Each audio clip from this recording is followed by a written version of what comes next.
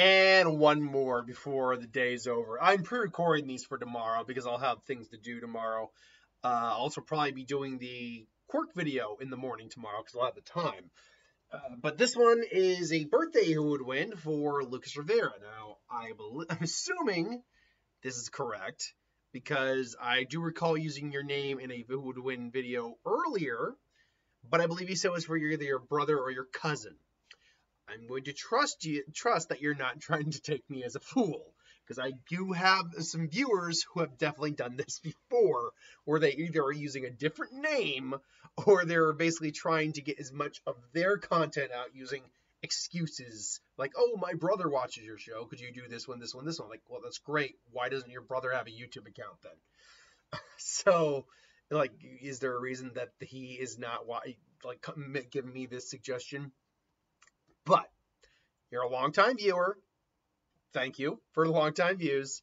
I'm going to trust that you're being genuine. Point being, though, Leon Kennedy versus Pennywise, the dancing clown. I've got like an elder statesman of who would win characters that have been in the Who Would Win series since nearly its inception. Alucard would be on my Mount Mount Rusher. The Mount Rusher, by the way, can have more than one character on there. Or have more than 4 characters. But yeah, Alucard would be on there. Jason Voorhees would be on there.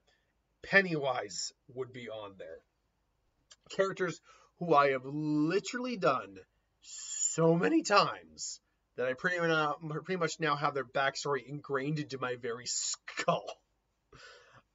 Short and sweet. Pennywise is is a species of beings known as a glimmer. Now, they exist in the macroverse outside of our universe in the Stephen King's universe. So here's our universe, and then there's a macroverse around that. They're tied to like the Dark Tower lore. Pennywise is confirmed to be a species of these creatures. Now, what a glimmer actually is a bit nebulous. They are shapeshifters. They can take many forms. The closest we've ever been able to, they do apparently have a real form, though. It's implied that might be the Deadlights themselves. But the closest form we were able to perceive was what I believe was Eddie or Richie. No, it was Eddie. Eddie was staring into the deadlights, and he saw this chittering mass of teeth and hair. Because Pennywise, that was the closest we could come to it, because Pennywise is the direct opposite of Maturin the turtle. A Maturin is a being that creates, whereas Pennywise is a being that destroys and consumes. At some point in Pennywise's history, a portion of Pennywise, and Pennywise is not fully on Earth. This is like an extension of it. Kind of like Cthulhu, like what you see of like the Eldritch Horror isn't fully them. And that makes sense because Pennywise is directly kind of tied to Eldritch Horror in many ways. Or at least it is the Stephen King equivalent. So Pennywise landed in around Derry, Maine in, I can't remember exactly when that was. They're like back when like the Pilgrims showed up, and every 27 years for 27 days or something like that. No, I'm thinking, well, I'm doing the 27 years. I know that, but I was combining the creeper lore with Pennywise, which is a fun theory that maybe the creeper is actually a related species or a different version because it seems to match. But anyway, for every 20 or some odd years, Pennywise gets to feed.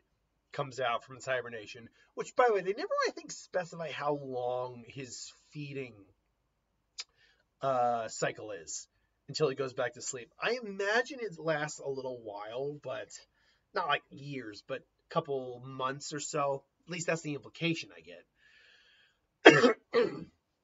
And that's something maybe I'll have to go. That's one of the few pieces of lore I don't know. But point being is that Pennywise goes around and he goes and lures in children, scares them, and eats them. And yeah, Pennywise really likes to go after kids. Not that Pennywise won't go after adults. It's just he finds kids easier to scare. And as he says, fear is like salting the meat. Fear is a seasoning to him. And since kids are easier to scare, that makes sense. Pennywise, ultimately, though, does have a lot of abilities to help with this. He takes the preferred form of Pennywise is Pennywise, the dancing clown. Technically, Pennywise is not its name. It does not have a name. So Pennywise is the name we use.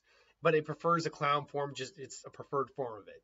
Pennywise has multiple abilities, including reality warping, hallucinations, mind reading. He can pull your greatest fear out, phasing, teleportation, you name it, shapeshifting, you name it. He can kind of do it.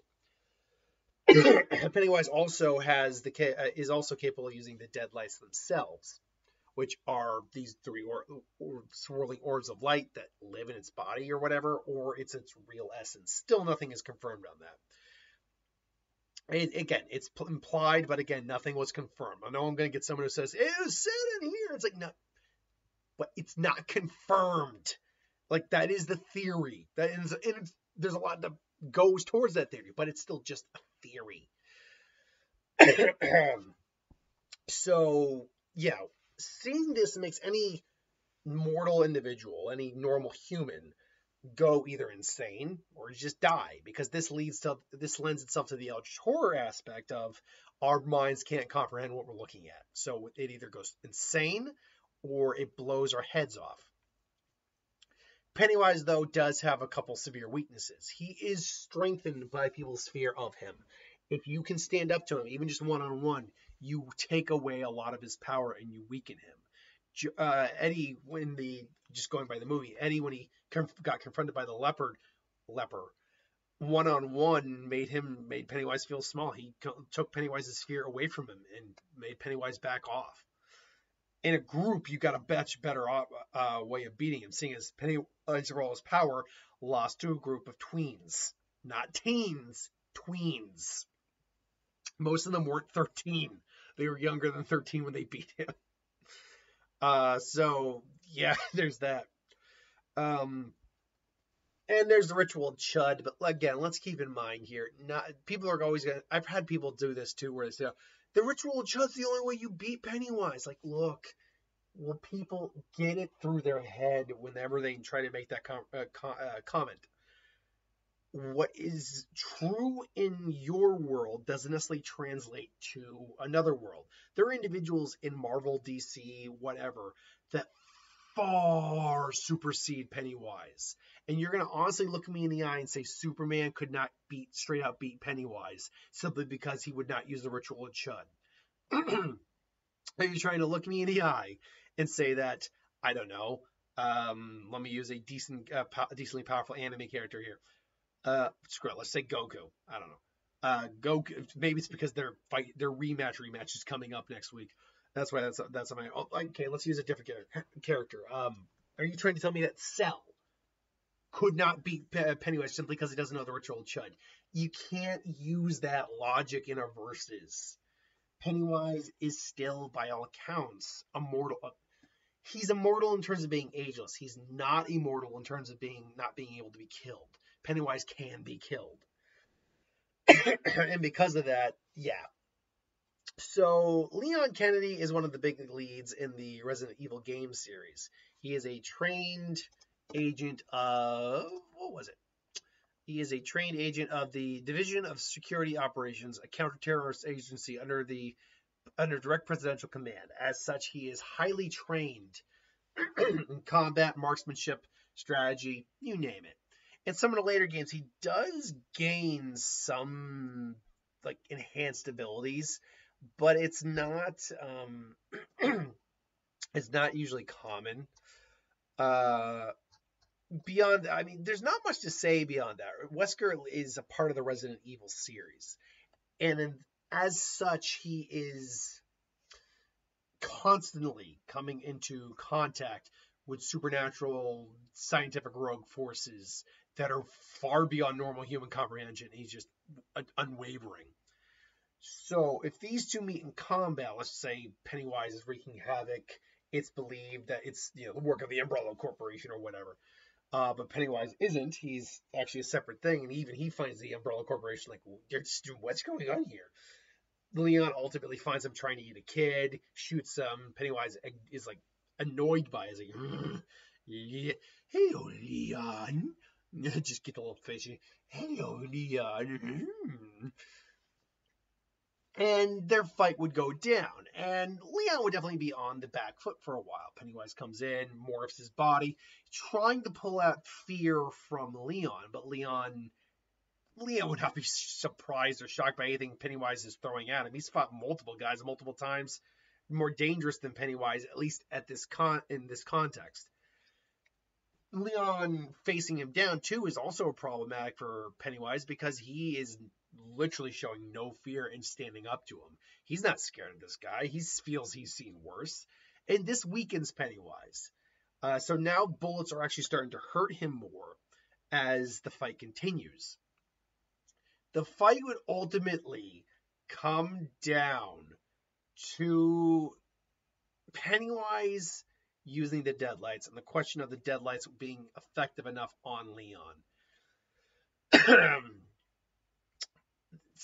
Because the problem here with using the deadlights on characters outside of the Stephen King world, that normal humans, is the fact that by all accounts, the world of Stephen King is still just our normal world. Just throw some of the supernatural in there.